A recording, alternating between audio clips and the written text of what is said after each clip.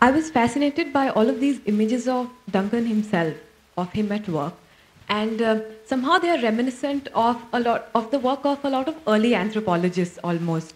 For instance, if you read Christopher Penny's photography and anthropology, he's almost like an early ethnographer. And from what you say and from what I see in the film, he seems to be deeply interested in the life of the people in India, in our culture, in our customs. So, do you see him also as an ethnographer? I mean, that's something that fascinates me. I think that's a wonderful aspect of his personality. Think he did record a lot of his life here, and again, I say it came naturally to him, because in the West they tend to keep a record of things, and I think it was more that.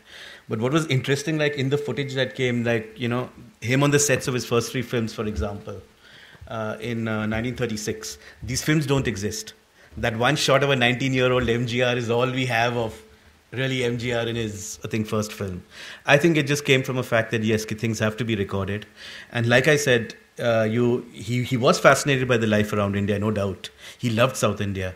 And World War II and the freedom movement also gave him a chance to be a part of history. In fact, see, there were one or two things where, in fact, Theodore Bhaskaran had mentioned that he photographed the transfer of power, but it was not collaborated by, I think, others. In the sense, FD came only in 48.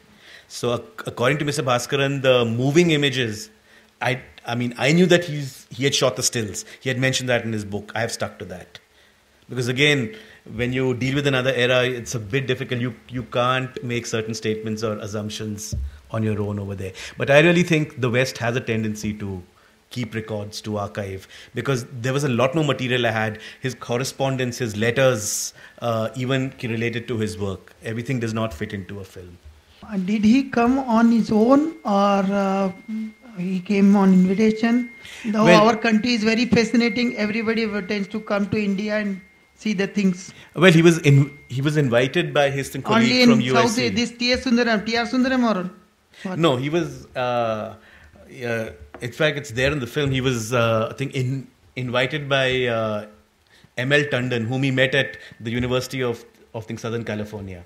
Tandon invited them to India, saying that my family is building a studio and we'll make films in English over here.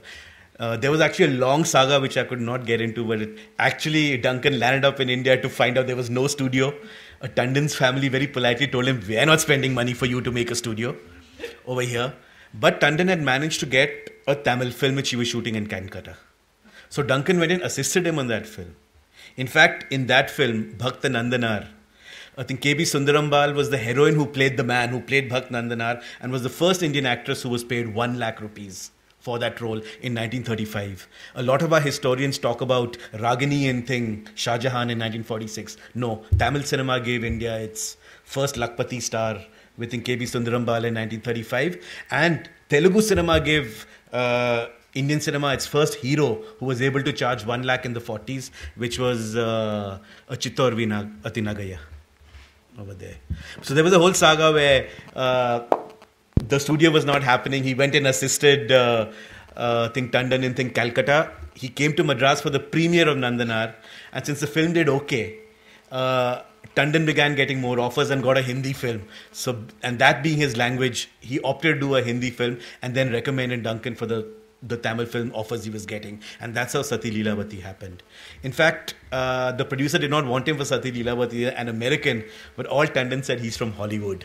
That was magic and that kind of thing over there. So there are lots of longer stories in between the lines. But again, either I had to use them as a voiceover, and I think sometimes it did not hold as a voiceover. And, or you didn't have the people to speak it. I mean, that thing happens.